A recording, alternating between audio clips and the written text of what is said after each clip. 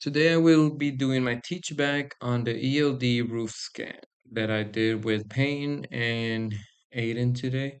So just want to give them a big shout out. Thank them for teaching me. I was observing today and now I'm doing my teach back of what I understood today and what I took. So ELD's roof scan is basically using um, electricity and water to determine if there's any punctures in the membrane or any type of um, punctures in the roof itself or the area that we're doing the test on.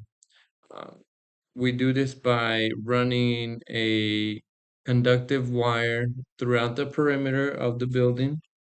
So we want to make sure that we go around the entire building. And for example, what we did today is we actually had to go and run the wire around in a kind of in a box formation. Let me give you guys a demonstration. So as we were running the wire, we were running it around drains that were on the roof to isolate them is the term that we were using. So as you can see, this is the perimeter. These here were the drains that we had to isolate. And if you notice, we ran the wire all the way around and over and back to as close as we can to the wire that we first initially ran. Um, the reason that we do that is to make sure that if we run the wire close to the second one, we can minimize and potentially be on the lookout for any leaks between those two wires. So if we were to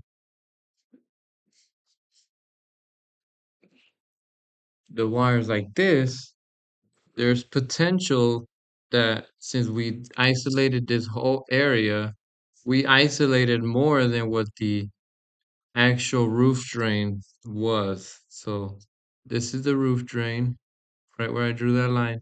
So we're actually isolating more roof that has potential to be exposed for a leak. So that was my takeaway on that. We use a positive and a negative terminal, or wands is what people call them, um, to basically run both across the roof or the area that we're testing to essentially guide us using our reader. And basically what that's doing, it's sending electric current throughout the water that's laid out on the roof to basically determine if there were any punctures.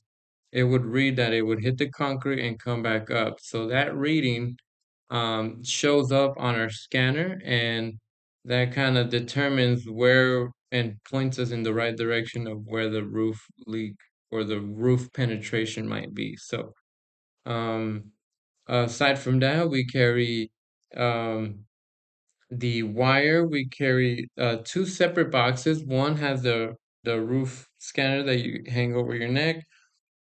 You attach the two prongs to, and then you hold each rod, one on each hand, positive and negative. And then the second box is carrying a lithium battery from a D-wall, which is basically sending the current throughout the roof. So that has to be grounded, and the hot wire, the red wire, has to be attached to the line that we're running in between. Most important, our roof layout was pretty significant and size-wise. So what we did is we divided it into sections to get a more accurate reading. So as we did today, this is kind of for an example.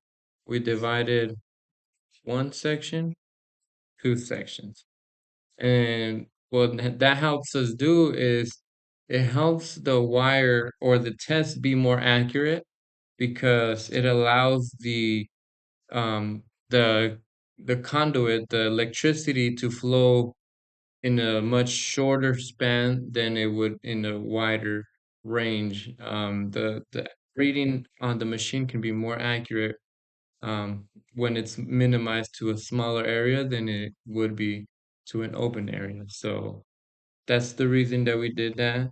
Um, for the most part, it was pretty straightforward. I do need more practice on it, more on the field. I did try to observe the report today to kind of do a teach back on that, but one thing that sometimes they have problems with or issues is getting the initial drawings from the clients, whether that be from the builder or for the contractors. In this case, for this specific project, we did it from a contractor that hired us to go ahead and do the roof scan. So, um, and in that report, it includes all the details of what we did, and we also include pictures and a picture of the roof scan itself. The other reason that we need all that information is to show on the actual diagram, to show and mark and add pictures.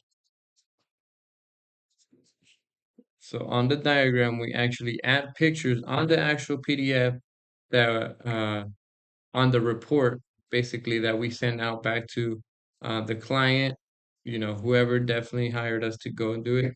That's the report. In that report, we include that and with specific drawings and attached photos. And in the report, it includes all of that information, whether it be a pass or a fail, that's included in the report along with the pictures to determine exactly where it failed and what further actions need to be taken place. Um, some struggles that we did today, like I said, for the most part, it was fairly easy. Something that we did struggle with a little bit, or that might be a little bit of time consuming, would be running the wire along each drain. There was about 15 to 20 drains on the roof itself. So, like I said in my first drawing, what we did is we went around and we essentially enclosed each single drain to have the most accurate readings of the ELD kit or the ELD test. Um, and yeah, pretty straightforward. Um, and if I need to, I will be adding more later on.